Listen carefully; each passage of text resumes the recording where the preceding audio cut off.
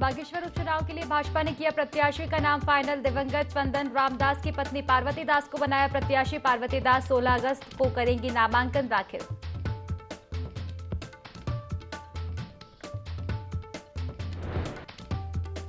ऋषिकेश में Karnaprayag rail project की Shivpuri tunnel में अचानक भरा पानी। टनल में काम करने वाले 114 लोग फंसे। पुलिस ने कड़ी मशक्कत के बाद रेस्क्यू कर सुरक्षित निकाला बाहर। सीएम धामी ने ली हाई लेवल की मीटिंग। चारधाम यात्रा को 2 दिन के लिए स्थगित। सभी श्रद्धालुओं से मौसम के अनुरूप ही यात्रा करने की अपील।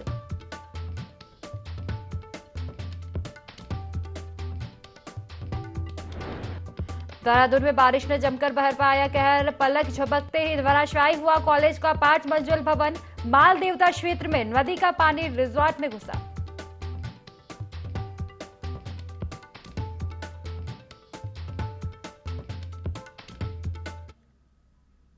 नमस्कार, स्वागत है आपका देवभूमि लाइव में और मैं हूं आपके साथ खुशी वैद। चलिए बड़ी खबर की रुख कर लेते हैं। देहरादून से आपको बता दें, जहां बागेश्वर उपचुनाव से जुड़ी अब ये बड़ी खबर आप तक हम पहुंचवा रहे हैं। बीजेपी और कांग्रेस ने प्रत्याशियों का ऐलान किया है। बता दें कि बीजेपी से चंदन रामदास की पत्नी पार्वती दास उम्मीदवार रहेंगी और कांग्रेस की अगर हम बात करें तो कांग्रेस से बसंत कुमार को उम्मीदवार बनाया गया है। बीजेपी की पार्वती दास 16 अगस्त को नामांकन कर सकती है। कांग्रेस के उम्मीदवार बसंत कुमार ने पिछली बार आम आदमी पार्टी से चुनाव लड़ा था।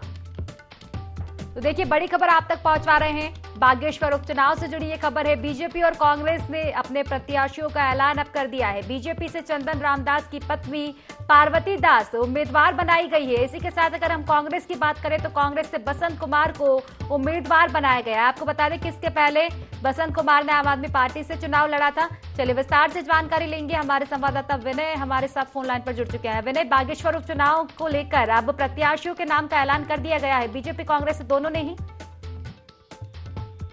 जी खुशी, देखिए आपको बता दें कि जिस तरह से बागेश्वर चुनाव को लेकर के जो है अभी तक यहाँ पर संशय चल रहा था कि बीजेपी से किसको जो है यहाँ पर नामित किया जा सकता है, या फिर अगर कांग्रेस की बात की जाए तो कांग्रेस को जो है किसके नाम की यहाँ पर घोषणा हो सकती है, इसको लेकर के जो है यहाँ पर नाम दोनों ही पार्टियों ने जो है यहाँ पर सामने निकल के आ गए हैं। और अगर बात की जाए बीजेपी की तो बीजेपी से चंदन रामदास की जो पत्नी है पार्वती दास, वो यहाँ पर उम्मीदवार रहने वाली है बागेश्वर की अगर बात की जाए। साथ ही साथ अगर कांग्रेस की बात करें तो कांग्रेस से बसंत कुमार की भी जो है यहाँ से दावेदारी जो है हो सकती है। आपको बता दें कि यहाँ पर देखा जाए तो साफ तौर पर जिस तरीके से बागेश्वर उपचुनाव होने हैं उसमें चंदन रामदास जो है 4 बार जो है यहाँ से विधायक भी रह चुके हैं। तो काफी बड़ी इसमें देखा जाए तो जो है एक यहाँ पर ये जो लड़ाई रहने वाली है काफी महत्वपूर्ण जो है ये सीट भी जो है यहाँ पर देखी जा रही है। वहीं अगर बात बसंत कुमार की जाए जो कि कांग्रेस की तरफ से जो है चुनाव लड़ने वाले हैं, तो बसंत कुमार पहले आम आदमी पार्टी में उपाध्यक्ष रहे हैं। अब जो है इन्होंने कल ही यहाँ पर जो है कांग्रेस से ज्वाइन किया है और आज इनका नाम जो है यहाँ पर कांग्रेस ने जारी कर दिया है। जी बिल्कुल, मैंने कहा जा सकता है काफी अहम ये चुनाव रहने वाले हैं क्योंकि आदिवासी बाहुल्य ये क्षेत्र है। ऐसे में दोनों ही पार्टियां दमखम लगाती हुई नजर आएगी। फिलहाल शुक्रिया आपका तमाम जानकारी साझा करने के लिए।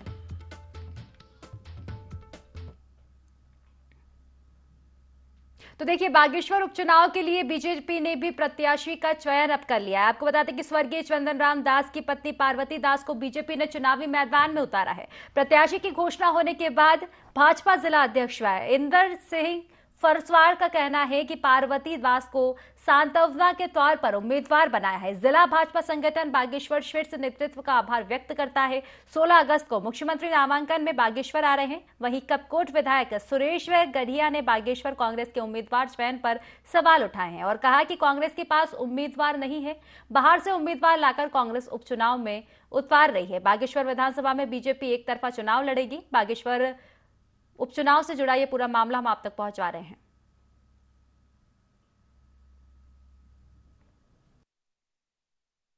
मुख्यमंत्री जी नामांकन में आ रहे हैं और वैसे ही मुख्यमंत्री जी की हवा है पूरे प्रदेश में। उन्होंने ऐतिहासिक काम किए हैं। वो धाकड़ धामी और धर्म रक्षक धामी के नाम से जाने जाते हैं, आपको पता है। और उनके द्वारा इससे पूर्व माननीय जैसे हमको लगता था कि माननीय स्वर्गीय चंदन रामदास जी के निधन के बाद हो सकता है बागेश्वर का विकास रुक जाएगा, लेकिन जो माननीय मंत्री जी द्वारा विकास की को गति दी थी उससे दुगनी गति से माननीय सीएम साहब ने बागेश्वर में विकास कार्य के लिए आप विविध हैं।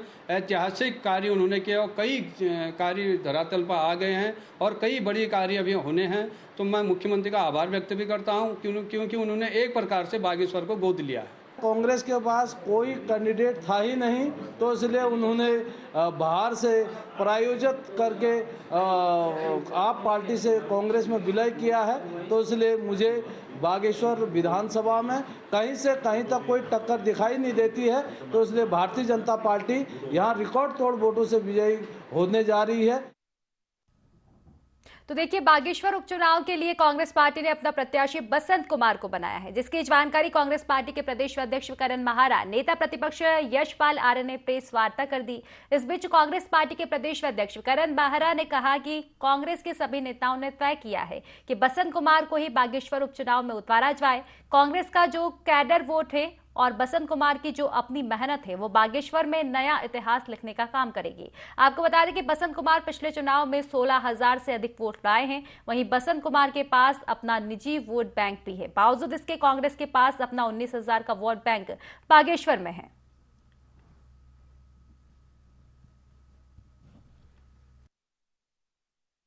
कुमार जी क्योंकि पिछले बार 16,000 से ज़्यादा वोट लाए, जबकि आपका अपना जो वोट परसेंटेज है वो 3% से कम है इस प्रदेश में, तो ये साफ था कि बसंत कुमार जी की अपनी मेहनत भी है और उनके पास एक कैडर वोट अपना भी है।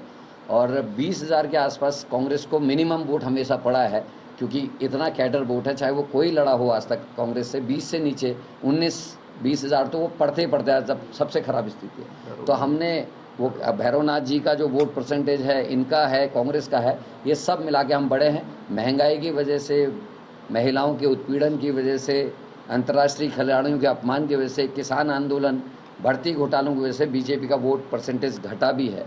तो वो सब मिला के मैं ये मानता हूँ अगर फेयर इलेक्शन हुआ तो कांग्रेस इस चुनाव को 10,000 से ज़्यादा अंतरों से जीत। और बागेश्वर की बागनाथ भगवान बागनाथ जी की पवित्र धरती से निश्चित रूप से संदेश पूरे देश में जाएगा।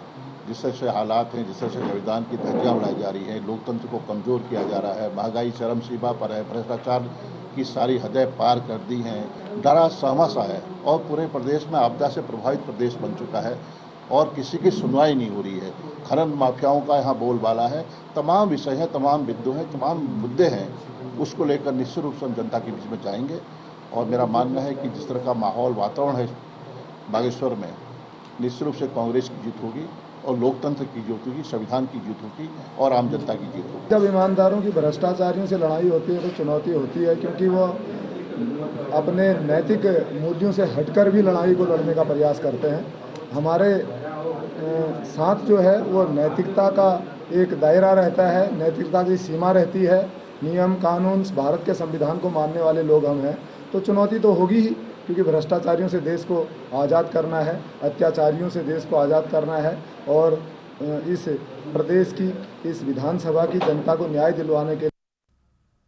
हरिद्वार में भारतीय जनता पार्टी द्वारा आयोजित 2 दिवसीय जिला पंचायत सदस्यों की कार्यशाला का समापन हो गया है। समापन अवसर पर सांसद माला राज्य लक्ष्मी शाह, लोकसभा सांसद तीरथ सिंह रावत, सांसद रमेश पोखरियाल निशंक और कृषि मंत्री गणेश जोशी ने शिरकत की। इस दौरान जिला पंचायत सदस्यों को केंद्र और राज्य सरकार की जन कल्याणकारी योजनाओं की जानकारियां दी गई और बताया गया कि किस तरह से इन योजनाओं का लाभ ग्रामीण क्षेत्र की जनता को दिया जाए। मंत्री गणेश जोशी ने बताया कि इस तरह से अंतिम छोर पर बैठे व्यक्ति को भी सरकारी योजनाओं का लाभ मिलेगा और निश्चित रूप से 2024 के लोकसभा चुनाव में भारतीय जनता पार्टी को इसका लाभ मिलेगा।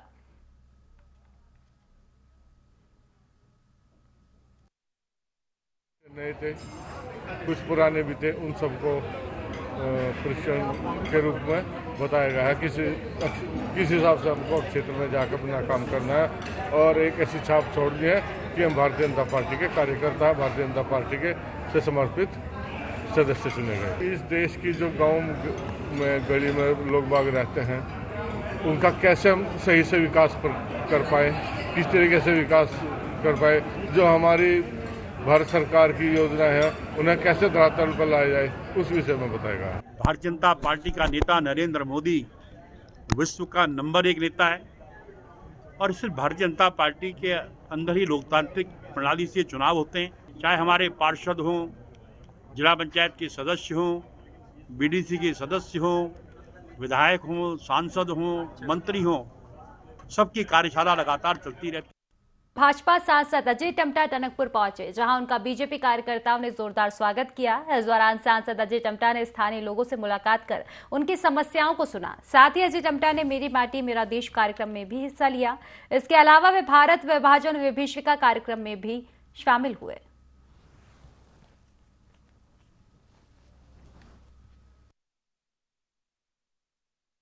आज वो जो विभाजन के समय जो लाखों लोग आहत हुए, जिनकी जानें गई और जिनके कोई कसूर नहीं था, जिनका कोई किसी से कहीं तक लेना नहीं, मगर उनकी जाने जाने के साथ साथ भारत माता के विभाजन बड़े टुकड़े हुए और इसके विभाजन की विभीषिका के दिवस में हम लोगों के द्वारा आज नगर के अंदर भी मौन जुलूस के रूप में इससे एक सामाजिक अतीत को याद दिलाने की आवश्यकता है कि हमारे इस भारत माता की आज़ादी के लिए लाखों लोगों का बलिदान हुआ और भारत माता का विभाजन हुआ और इसलिए ये स्मृति का दिवस है। तो ब्रह्मद्वार क्षेत्र में बादल फटने से सोल क्षेत्र के थराली गांव और देवाल के वाण क्षेत्र में भारी तबाही मच गई। आपको बता दें कि प्राणमती नदी के उफान में 2 मकानों को भारी क्षति पहुंची है और मवेशियों को भी नुकसान हुआ है। वहीं प्राणमती नदी के उफान से जहां रत गांव को जोड़ने वाला पुल बह गया, थराली और सूना गांव को जोड़ने वाला मोटर पुल भी प्राणमती नदी की चपेट में आने से बह गया। आपको बता दें कि थराली विधायक भूपाल राम टमटा ने आपदाग्रस्त थराली का दौरा कर प्रभावितों को हर संभव मदद का आश्वासन दिया। विधायक के टमटा ने तहसील प्रशासन को जल्द से जल्द प्रभावितों को फौरी सहायता देने और सूना थराली गांव के ग्रामीणों को आवाजाही की सुविधा देने के लिए विकल्प तलाशने के निर्देश दिए। वहीं विधायक थराली ने पिंडर नदी और प्राणमती के संगम पर मलबा हटाने के निर्देश भी दिए हैं, जिस पर तहसीलदार थराली प्रदीप नेगी ने सिंचाई विभाग को मौके का मुआयना कर रिपोर्ट तैयार करने के निर्देश दिए हैं।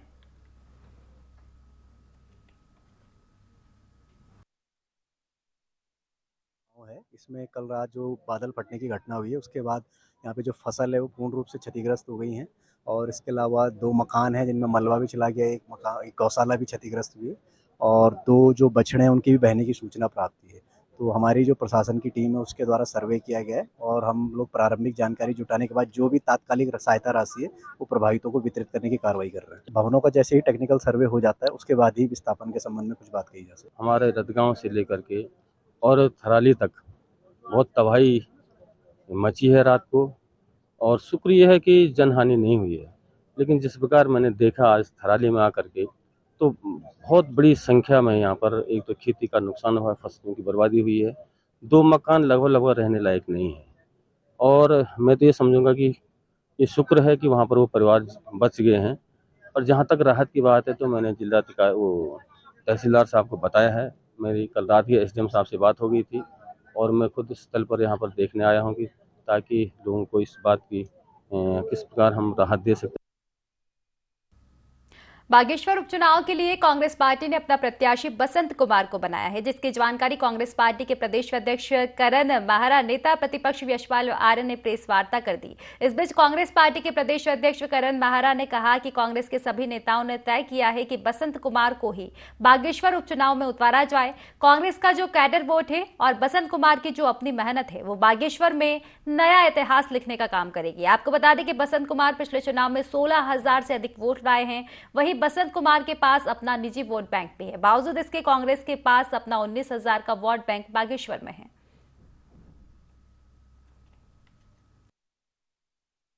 भ्रष्टाचारियों से लड़ाई होती है तो चुनौती होती है, क्योंकि वो अपने नैतिक मूल्यों से हटकर भी लड़ाई को लड़ने का प्रयास करते हैं। हमारे साथ जो है वो नैतिकता का एक दायरा रहता है, नैतिकता की सीमा रहती है, नियम कानून भारत के संविधान को मानने वाले लोग हम हैं।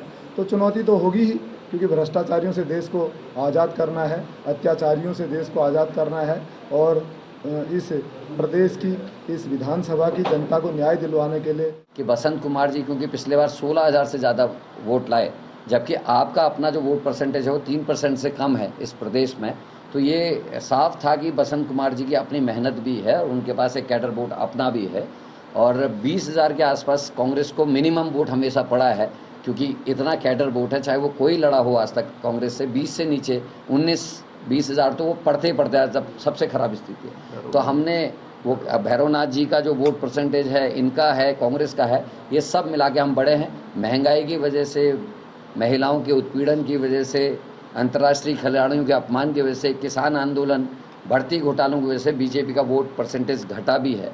तो वो सब मिला के मैं ये मानता हूँ अगर फेयर इलेक्शन हुआ तो कांग्रेस इस चुनाव को 10,000 से ज़्यादा अंतरों से जीत। और बागेश्वर की भगवान बागनाथ जी की पवित्र धरती से निश्चित रूप से संदेश पूरे देश में जाएगा। जिस तरह से हालात हैं, जिस तरह से संविधान की धज्जियां उड़ाई जा रही है, लोकतंत्र को कमज़ोर किया जा रहा है, महंगाई चरम सीमा पर है, भ्रष्टाचार की सारी हदें पार कर दी हैं, डरा सहमा सा है और पूरे प्रदेश में आपदा से प्रभावित प्रदेश बन चुका है और किसी की सुनवाई नहीं हो रही है।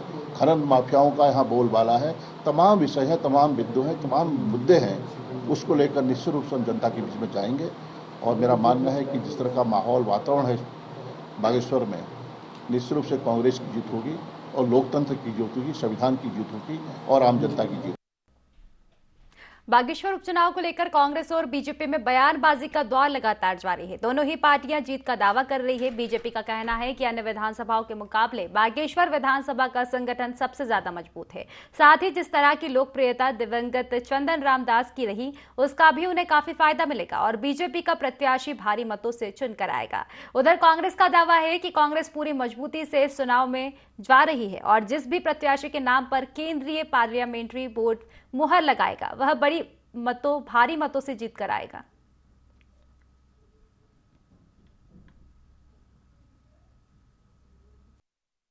संगठन बहुत मजबूत है और अपने संगठन के बलबूते पर, अपने नेतृत्व के मार्गदर्शन में हम लोग चंपावत विधानसभा की भांति भारी बहुमत से बागेश्वर का उपचुनाव भी जीतने जा रहे हैं।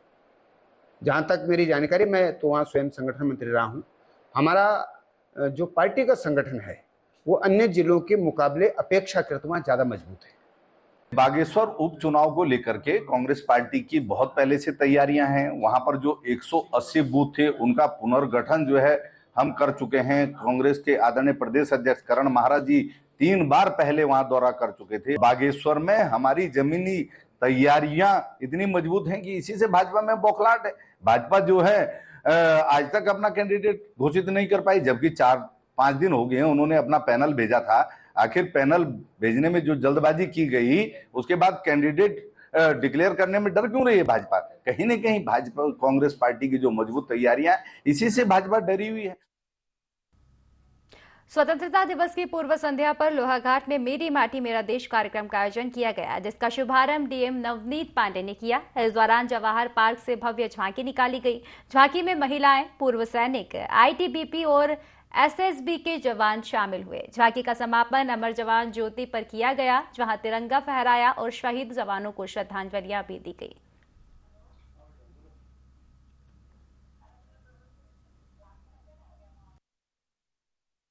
याद भी कर रहे हैं जहाँ स्वतंत्रता का ये भव्य समारोह आयोजन होना है और आज़ादी का अमृत महोत्सव भी जो है सरकार की तरफ से कार्यक्रम चले हुए हैं और कई निर्देश प्राप्त हो रहे हैं हायर हेडक्वार्टर की तरफ से। उनके अधीन जो है ये मेरी माटी मेरा देश और हर घर तिरंगा, घर घर तिरंगा, ये सारे कार्यक्रम आयोजित किए जा रहे हैं। वो जो प्रयत्न था वो प्रयास व्यर्थ न जाए और आज़ादी के पश्चात भी हम उस चीज़ को महसूस करें कि वो आंदोलन किस प्रकार से चले और उन आंदोलनों में किस प्रकार से हमारे स्वतंत्रता सेनानियों ने अपनी शहादत दी, अपने आप को सर्वस्व निछावर करते हुए ये आज़ादी प्राप्त की है। तो इस आज़ादी के मूल्य को समझते हुए ये सारे कार्यक्रम सरकार की तरफ से कराए जा रहे हैं, इसके लिए हम दिल से आभारी भी हैं। 15 अगस्त की आज जो संध्या है दिवस है, उस पर आज लोहाघाट शहर द्वारा बहुत ही भव्य कार्यक्रम का आयोजन किया गया है और मेरा माटी मेरा देश की जो मूल भावना है, जिसमें कि प्रत्येक ग्राम सभा से, प्रत्येक नगर पंचायत से जो है माटी जो है इकट्ठित होकर कर्तव्य पथ पर पहुँचेगी। जो हमारे गौरव सेनानी हैं उनका सम्मान करना है, शहीदों का सम्मान करना है आज लोहाघाट के नागरिकों ने जो है पंचप्रण की शपथ ली है, साथ ही मतदाता जागरूकता की भी शपथ ली है। तो मुझे लगता है कि जो आज़ादी का जो हमारा पर्व कल मनाएंगे हम लोग, इससे बढ़िया श्रद्धांजलि जो है शहीदों की नहीं हो सकती। तो सभी जो है लोहाघाट के नागरिक हैं इसको विशेष बधाई। बागेश्वर उपचुनाव के लिए बीजेपी ने अपने प्रत्याशी का नाम फाइनल कर दिया है। बता दें कि कैबिनेट मंत्री रहे स्वर्गीय चंदन राम दास की पत्नी पार्वती दास का नाम बागेश्वर उपचुनाव के लिए फाइनल हो गया है। बीजेपी ने उपचुनाव में नामांकन के लिए सभी तैयारियां तेज कर दी है। बीजेपी प्रत्याशी 16 अगस्त को बागेश्वर में अपना नामांकन पत्र दाखिल करेगी। इस मौके पर बागेश्वर में बीजेपी अपना शक्ति प्रदर्शन भी करेगी। इस दौरान प्रदेश के मुख्यमंत्री पुष्कर सिंह धामी सहित वरिष्ठ नेता भी बागेश्वर में मौजूद रहेंगे।